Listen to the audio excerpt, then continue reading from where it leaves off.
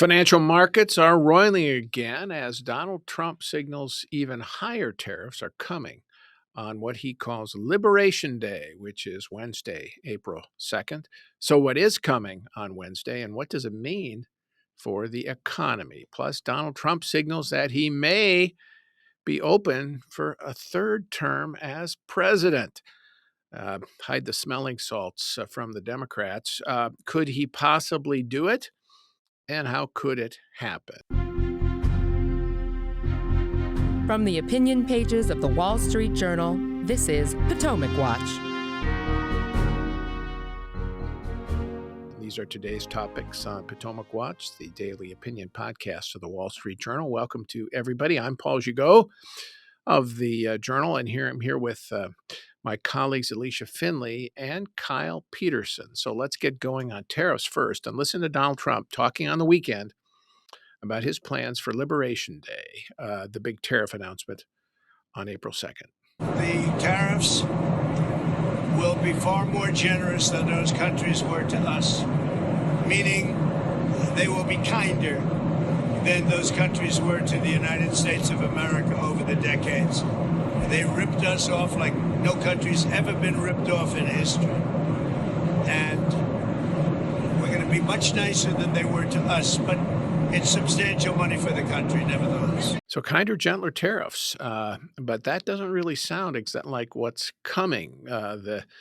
Nobody knows for sure what's in the mind of Donald Trump when it comes to these tariffs. Peter Navarro, his main tariff advisor and a cheerleader for tariffs inside the White House, said on the weekend that he expects the tariffs that are imposed will raise $6 trillion. That's, yes, trillion, $6 trillion over 10 years, which would be $600 billion a year. That's an enormous tax increase, Alicia, equivalent to about 2% of GDP if you combine them with the current tariffs already in place. And that would suggest a universal tariff of about 20% on most of the world. The impact of that would be pretty big on the economy. Right. And you have to recall President Biden or Joe Biden, he proposed something akin to maybe a $4 trillion tax increase over 10 years. So this would be even larger. I don't think they would be able to raise that revenue because of dynamic effects. So even if you were to do 20% across the board, there would probably be some kind of shifting, or consumers would likely just pull back. And so there'd be less consumption and you'd actually end up raising a lot less revenue. But you'd also create all kinds of distortions in the economy. Businesses will probably, he says that one of his goals is to create more manufacturing and more factories in the U.S. Bring investment back home. But I think it could actually just do the opposite. It would probably slow investment, because of the way it distorts. Because of the uncertainty it creates, and nobody really knows. You say 20% all across the board, but there will likely be some exemptions. There will be a lot of lobbying, so who knows what actually happens. But I think you're already seeing a lot of investment slow down just in anticipation or the uncertainty of what will happen. I use that 20% because that's been floated in some circles by Trump officials. Now, I should say that Peter Navarro seems to be certain that something like that will happen, but Kevin Hassett, who runs the National Economic Council, on the weekend said, I'm making no predictions. The president has a lot of data in front of him, and he'll make what Kevin said it will undoubtedly be the right call. That's what you do when you're a White House aide. You say whatever the president decides is the right call. But it's hugely important, Kyle, what he decides. I mean, 20% across the board would have the benefit of clarity across the world, unlike what Alicia described as the process by which exceptions would be made. Some countries would be lower. On the other hand, it's a huge economic hit. But it may be that maybe Britain gets an exemption, right? Maybe Australia gets one. That's the way Trump does kind of like to operate. But the fact that the tariffs are likely to be so large it means a pretty big hit to GDP. I think there's no question about that. If you're talking about a tariff increase of about 2% of GDP, that's bigger, as Alicia says, than a lot of tax increases that have happened, and we don't know how the economy would respond. Right, and remember, these are tax increases on things that are being bought by American consumers, U.S. businesses that need those inputs, those materials, those parts to make their own products. I know Trump says just build it all here, do it all here, but that is not the way that the U.S. economy and the global economy functions in 2025. By the way, I would second the point about the uncertainty, which is itself a huge problem. The fact that the White House's top economic advisors, just days before this supposed announcement is coming, say they are making no predictions about what the president is going to do, is a strange place to be operating in if you are a CEO trying to figure out where you're going to, how you're going to invest, where you're going to locate products, what you're going to do, how you're going to build your supply chains.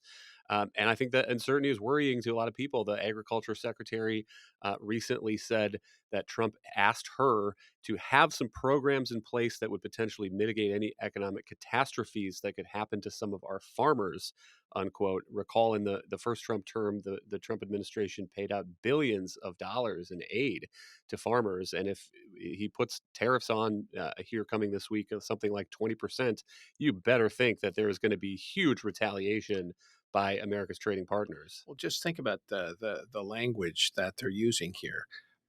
I can't recall a situation where the United States says, "All right, we're going to impose the policies we think are the best for the United States, but please prepare for catastrophes." I mean, that might befall us because of our policies. Well, then the question becomes, why impose them? There's a staging issue too here in terms of policy damage, Alicia. First term, you had the tax bill, 2017 tax bill, passed in December of 2017, passed before the tariffs started coming, which were in the beginning of 2018. And deregulation by that time was already rolling through the administration. Now, this time, you have the tariffs coming first. Deregulation is coming, but it takes time for those things to happen. And the tax bill is still very uncertain. We don't know whether it's going to pass. We don't know when it's going to pass, and we don't know what form it will pass if it does. In other words, there's talk about maybe raising the corporate tax rate and maybe raising the individual tax rate to so-called pay for the tax bill. So it may not be pro-growth as we had anticipated. And the first term, it offset those things, offset the tariffs. This time, we're getting a full course of the tariffs first. Well, I think it partly offset it, but if you looked at what happened in 2019, which was when the effects of the tariffs actually started to hit, you actually saw a slowdown in growth and capital investment. So you saw a really strong 2018, and then 2019 as the tariffs, Section 301 tariffs on China, as well as the steel and aluminum tariffs hit. You saw a slowdown in growth, especially in that fourth quarter.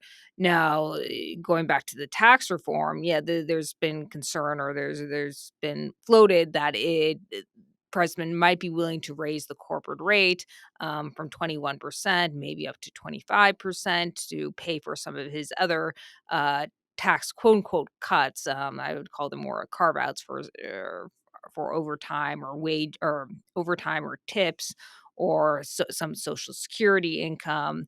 And so they're kind of scrambling, looking for money to pay for that. And it could come through raising the top rate from 37% to 39.6, or increasing the corporate rate by, 1 or 2 percentage points. I think every 1% supposedly would raise $100 billion $100 billion, yeah. in revenue that could be paid for instance, for the tips exemption, which I think was around $150 billion as it was scored. But that would be essentially reduce or eliminating pro-growth tax reforms to essentially pay for more consumption, perhaps to offset the impacts of his tariffs, which will probably reduce consumption.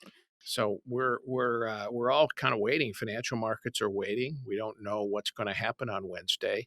The president will Probably they'll announce it maybe Tuesday night. That's their habit after we've all on the verge of going to bed or after deadline, Kyle. But I think that there's again this question. Just leave aside the economics for a second. Politically, the administration seems to be preparing the American public for trouble. The president said on the weekend, "I couldn't care less about price increases on foreign cars because then they'll buy domestic cars," which ignores, of course, that when you raise the cost of foreign cars, the domestic car makers are likely to say, "Yeah, we're going to cash in too and raise their prices." That's what happened with washing machines in the first term, Trump's first term. So prices will increase.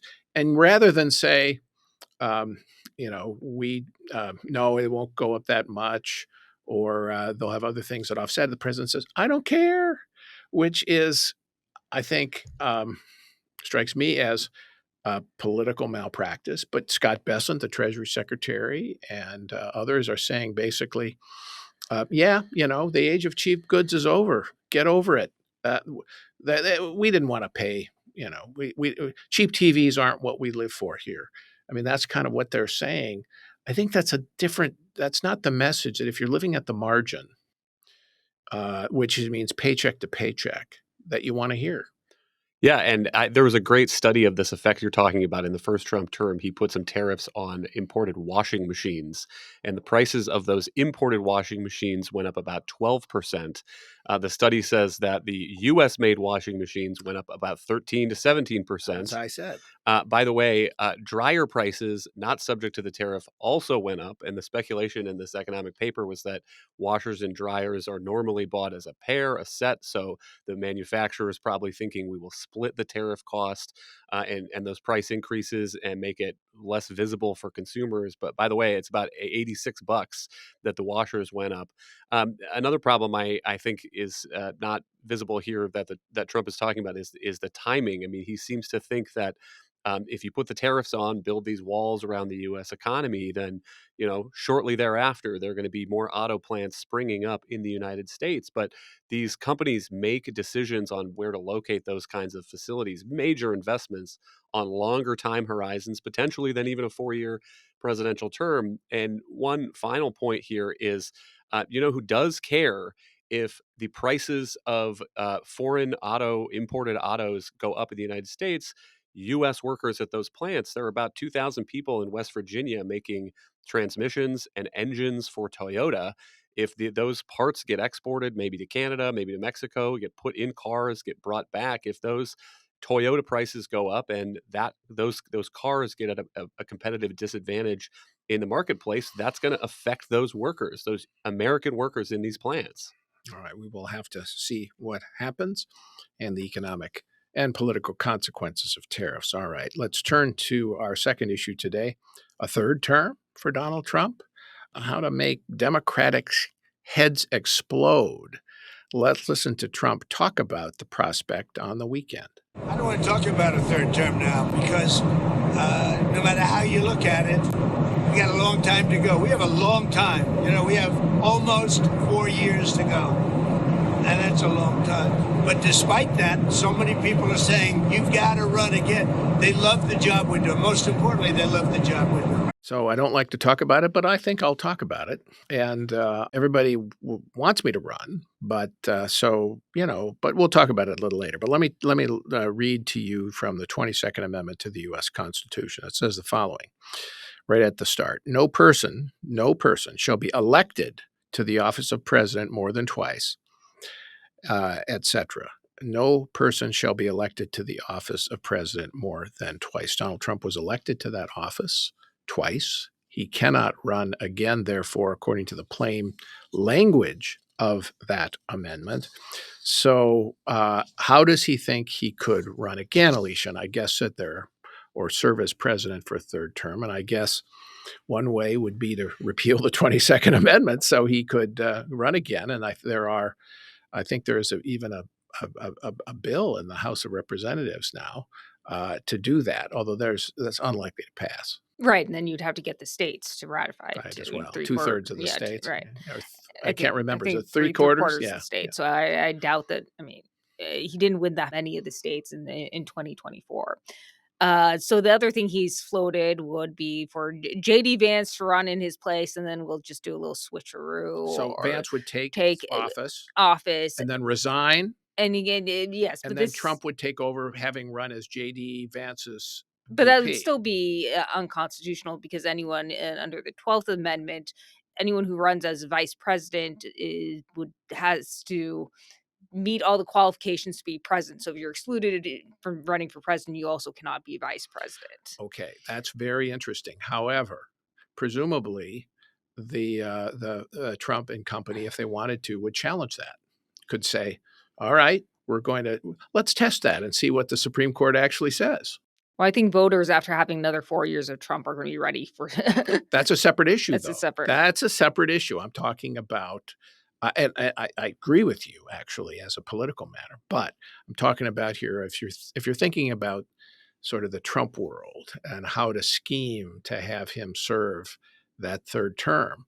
This is kind of what they're thinking. I mean, Steve Bannon, I think, has been explicit about this sort of. So we'll run this experiment. Vance will run as president. Trump will run as VP. They'll do the switcheroo, and then John Roberts, take that. You can decide, and he'll still be in office, and then try to oust me. I mean, I'm not trying to do scare tactics here. I'm trying to say this is how they're thinking, Kyle. Yeah, I tend to agree that the Supreme Court would not be on Trump's side on this one. So if you really want to execute this, you have to go deeper in the line of succession. So you have to have J.D. Vance at the top of the ticket, maybe Peter Navarro as VP. Then you get Speaker of the House Mike Johnson to resign. And then the next in line of succession is the President pro tem of the Senate, Chuck Grassley, resigns. Then you have Trump, who has been appointed Secretary of State. And finally, he gets back into the Oval Office. Why not just have him run as VP? It's simpler. Well, if they lose that Supreme Court case, I mean, What you're saying is that they've got to have an awful lot of things fall into place.